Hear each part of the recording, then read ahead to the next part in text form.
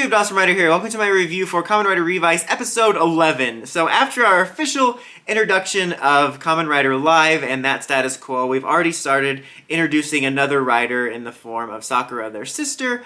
A little bit rushed, but a little bit not, but we'll get into that at the end. You get to see a little bit of the status quo of Deadmans and Live and Revi and Vice all working together at the beginning, just kind of showing the way things are in terms of them working together, which is nice. Like, that's one thing that I would like to see, is just being able to sit with this dynamic for a little bit. Again, I'll get into it in a minute in regards to the pacing of Sakura's story, but I would love to just be able to sit in this dynamic for a little bit before we introduce something new. But we get a taste for that. We see him back at the lab, and it's really funny because Deadman's like, I'll work hard to do whatever we need, and then George just pushes him out of the way, and he just clearly likes Daiki more, I guess, or Daiji. I always forget, is it Daiki or Daiji? Again, I've heard it both ways. Then I believe right after that we're introduced to this new sort of villain guy that's broadcasting a message out, and he's talking about how basically the system of life is unfair with the class system and everything, and that the Vice stamps and the Deadmans can be a way to break free of that and evolve. And he's like this kind of new recurring villain character, I guess they're setting up, that uses his manipulation to create more Deadmans. And it's kind of a smart plan. Like, that happens throughout the episode where we see that they're using this guy they recruited to contract to recruit even more and increase their Deadman's numbers. And so we have that going on that's kind of a main part of the episode, but the main focus of the episode is Sakura and her sort of inner conflict, as effectively her motivation is she wants to be strong. I mean, like, we get a flashback when she was young and she's thinking about that, about how she wanted to be the strongest. But now it's kind of manifesting in she wants to be strong enough to make a difference and help, and she feels really weak and helpless, and the Deadmans are really playing into that, and she's like having a hard time concentrating at her karate class. She like gets knocked down, and she's trying to help out, and she just keeps feeling weak at every turn. And that plays into the Monster of the Week story, which is about this lady that needs a surgery for her son. It's like the backstory for Spider-Man 3, and she's going to make this villain in order to do this, and it leads to kind of an interesting conversation between her and her brothers about the motivations of them, and like, yeah, you know, obviously what she's doing by creating this Deadmans is bad, but she has no choice, and she's doing it for a good reason. And then, of course, you have Daiji or Daiki or whatever being like, of course, but it's wrong to make a monster. I'm like, there's that Mighty Morphin moral superiority. I thought it was a good conversation. I like when they get into those gray areas like that. I don't see why he was so outraged at her for taking their point of view, because I feel like most of the points of the story of the week's things with with Iki, and really any writer protagonist that does a two-parter story, is understanding the motivations of the character of the week. Because that's literally the whole point of the episode, is we get into the shoes of why this character is becoming this monster, or contracting with this monster. Like, literally, that's the whole premise of two-part episodes. So I don't know why he was so outraged by her taking the point of view of the character. I think they did a good job of giving her a unique POV in terms of the way she's seeing the situation and her motivations for wanting to help, and then sort of seeding throughout the whole episode how she just continually feels helpless throughout the episode, and like she's playing right into the hands of the Deadmans, and it comes off a little bit different than the motivation for Iki's brother, but at the same time, I feel like even though she knows why she wants to be strong, I think that she should realize she's being manipulated, because the brother was just manipulated, not by the Deadmans, but kind of by similar things. So that bothers me a little bit, but I feel that maybe she's just naive in thinking that she knows that they're manipulating her, but she can take control of the situation.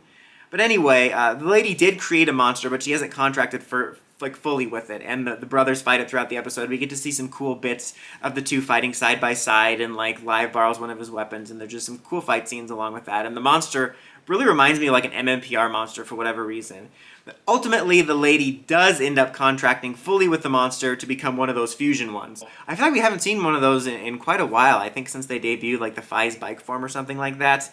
But anyway, at the end, she winds up using the driver she got, because part of what's been driving her conflict throughout this whole episode is that she was sent a driver by the Deadmans, and she kind of has been looking at it throughout the episode, in addition to her conflict, trying to decide what to do. And at the end of the episode, she shows up with the driver, and she tries to Henshin, but it doesn't work out. It doesn't work out, and she gets knocked down, and then the cliffhanger of the episode is basically Revi getting in the way of her being struck down, because since she doesn't Henshin, she's about to be attacked, and he steps right in front of her, and that's where we kind of end off.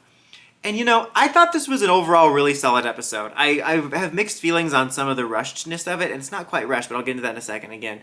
But I really do like the way that they're developing Sakura's character and making us understand the motivations. And I like that before this we have kind of foreshadowed this before, so it's not like it's all of a sudden coming out of nowhere.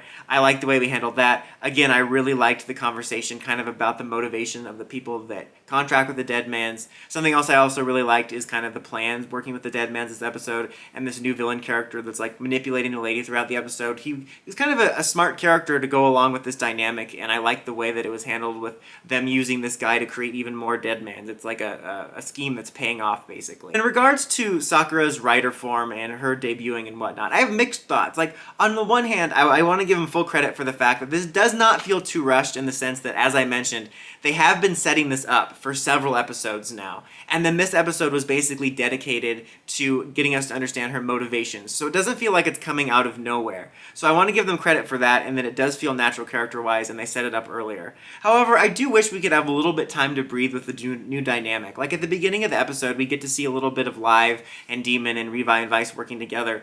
And since we just debuted Live, I really just wish we could take just an episode, maybe two, just to sit with this dynamic of these three working together, let it breathe a little bit before we introduce something else to change the status quo. Since Toku has so many episodes, I really wish we could just let things breathe a little bit. Again, it doesn't feel rushed story-wise for her, but just in terms of the pacing, I sometimes like to be able to sit with something for a little bit. I also have to say, in regards to it not being rushed, it is nice that she actually didn't Henshin in this episode. Like, they did build up to it, and she didn't Henshin at the end, so they're saving that for next week.